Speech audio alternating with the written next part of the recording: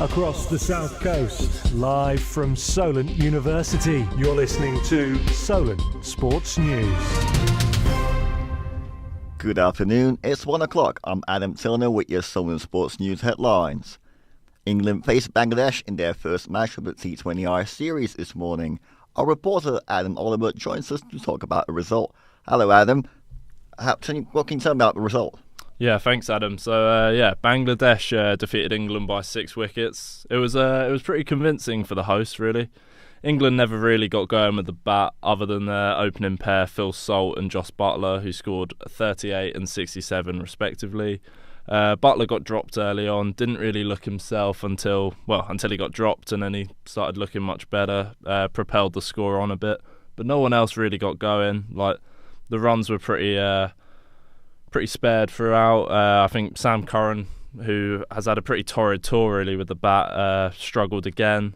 But so England got to around 150 for 6, 156 for 6 even. Bangladesh kind of looked assured throughout really, with Najmul Shanto hitting a half century, and they kind of all chipped in with runs. Shakib Al Hassan made up for his drop off Buttler, hitting the winning runs with 34. A comfortable win with 12 balls to spare for Bangladesh. With the second match on Sunday, England will be looking to bounce back. All right, thank you very much, Adam. We'll be hoping England can get back to winning ways. Continuing on, Tottenham's hopes for a trophy this season have ended. A disappointing performance against AC Milan saw them exit the Champions League. Last night's game finished 0-0, with Milan progressing 1-0 on aggregate. This now marks 3 games since Spurs last scored a goal. After the game last night, Antonio Conte reassured the fans about the near future. We cannot invent the win or to hope in one miracle one day that a trophy go into our training ground or into our pitch. We have to build and to have patience. Sticking with North London, Arsenal forward Gabriel Martinelli is hopeful Bukayo Saka will sign a new contract. A new deal is yet to be agreed with the England international, whose contract expires next year.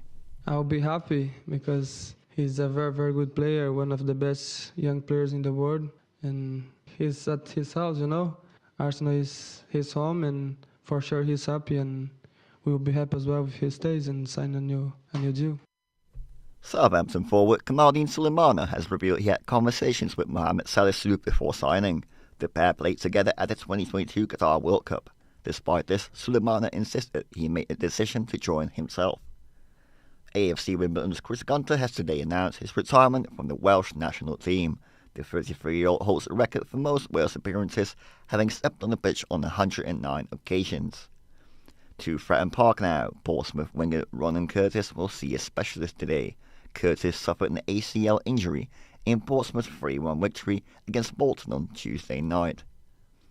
Exeter City footballer Giovanni Brown has had his court case adjourned. The midfielder was originally due in court today, but the day has been changed to the 23rd of March. Brown was charged with assaulting a woman last month. Since the charge, he has been left out of Exeter's matchday squads. Over to women's football now, Chelsea manager Emma Hayes has called for more support for players returning from pregnancy. Midfielder Melanie Leupolz made her first start last night since returning from maternity leave. Hayes appointed a pelvic floor coach to work with Leupolz. If a player tears her ACL, you do everything possible to get them back on the pitch, 9 to 12 months. We should be exactly the same with a woman who gets pregnant and has a baby, but we don't. And I think we have to ask ourselves more seriously why that is. Gareth Thomas is part of a new awareness campaign in order to change perceptions on HIV. The former rugby union and rugby league player revealed in 2019 that he was HIV positive. Due to the stigma around HIV, many more are predicted to die if the situation is not addressed.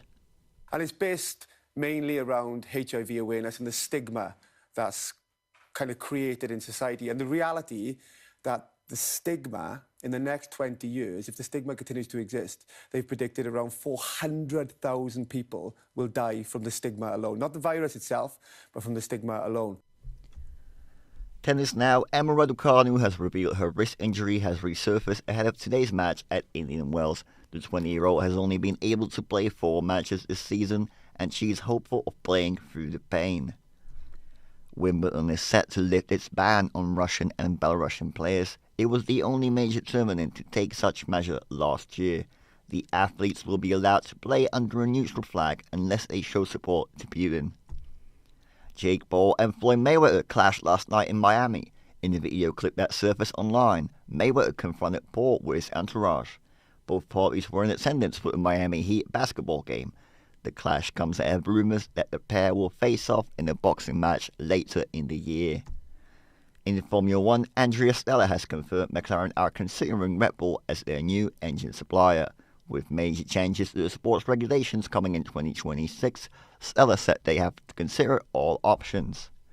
Gary Lineker has faced backlash for his social media posts. The former England international tweeted about asylum policies proposed by the UK government. Reporters were outside Lineker's house earlier today.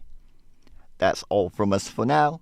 I'll be back in an hour with more breaking news. Remember, you can keep up to date on our website, solentjournalism.co.uk.